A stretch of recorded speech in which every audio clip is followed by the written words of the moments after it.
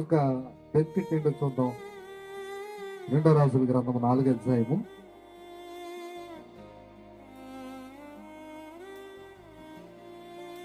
రాజుల 2వ గ్రంథము 4వ అధ్యాయము 8 నుంచి చదువు.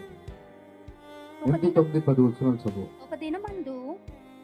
ఒక దినమందు ఎలీషా సునేము పట్టణమునకు పోగా అతని గనురాలైన ఒక స్త్రీ భోజనమునకు రమ్మని అతని బలవంతము చేసిన గనుక అతడు ఆ మార్గమున వచ్చినప్పుడల్లా ఆమె ఇంట భోజనము చేయవచ్చును. ఆమె తన పెనిమిటిని చూచి తన ఎద్దకు వచ్చి చూపించిన వాడు భక్తిగల దైవజనుడని నేను ఎరుగుదును. కావున మనము చూడండి, మనం అతనికి గోడ మీద ఒక చిన్న గది కట్టించి అందులో అతని కొరకు మంచము, బల్ల, పీట, దీపస్తంభము నుంచుదుము. అతడు మన ఎద్దకు వచ్చినప్పుడల్లా అందులో బస చేయవచ్చునని చెప్పాను. ఆ తరువాత అతడు అక్కడికి ఒక దినమున వచ్చి ఆ గదిలోకి వచ్చి అక్కడ కరుంగేను. సరే, ఇక్కడ ఇంకొక సందర్భం ఉంది. మళ్ళా మేము పట్టవస్తురాలు స్త్రీ భక్తి గల దైవజనుడు అని తెలుసుకుని ఆమెలో ఉన్నటువంటి భక్తి చూడండి. భక్తి ఏం చేస్తుందో చూడాలి మీరు, వినాలి. భక్తి ఏం చేసిందనంటే ఆమె దగ్గరికి వచ్చిన వాడు ఎవరని గ్రహించిందట? భక్తి గల దైవజనుడు అని గమనించి మా ప్రాంతానికి వచ్చినప్పుడల్లా ఆయన విశ్రాంతి తీసుకుంటాడు. ఆ మేడగదిలో ఒక రూమును, బల్లని, పీటని, దీపస్తంభాన్ని ఏర్పాటు.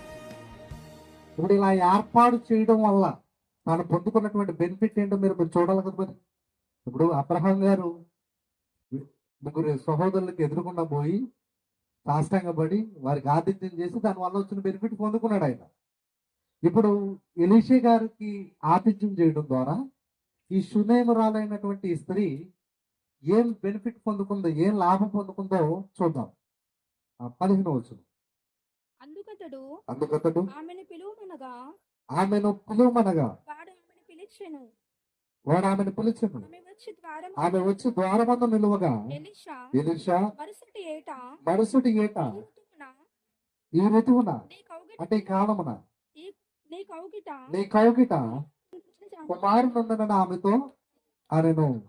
ఆమె ఆ మాట విని దైవజనుడైన నా ఏలినవాడా, అలాగ పలకవద్దు, నీ దాసురాలు ఆయన నాతో అబద్ధం ఆడవద్దనెను.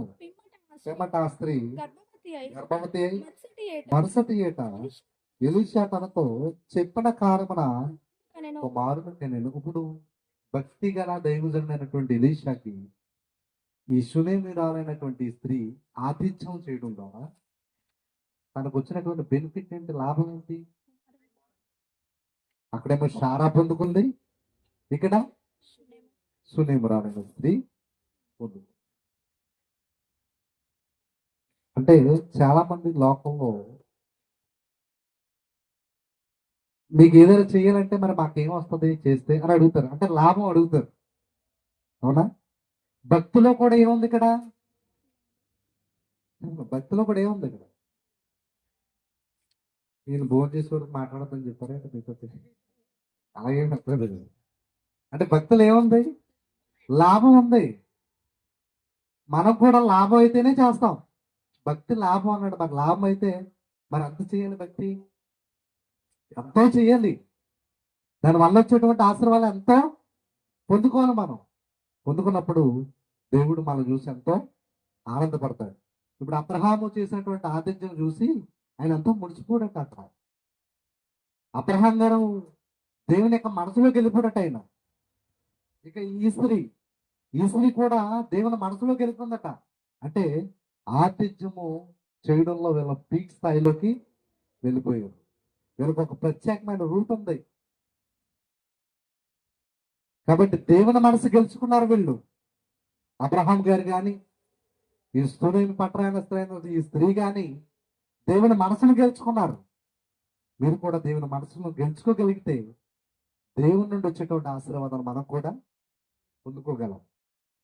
ఎంతమందికి ఆశగా ఉంది దేవుని నుండి వచ్చేటువంటి ఆశీర్వాదాలు పొందుకోవాలండి? నాకైతే ఉంది. మరి మీరు కూడా దేవుని ప్రేమించేవారైతే, దేవుని మాటకు లోబడేవారైతే మీరు కూడా మీ భక్తి యొక్క విధానాన్ని చూపించుకోండి.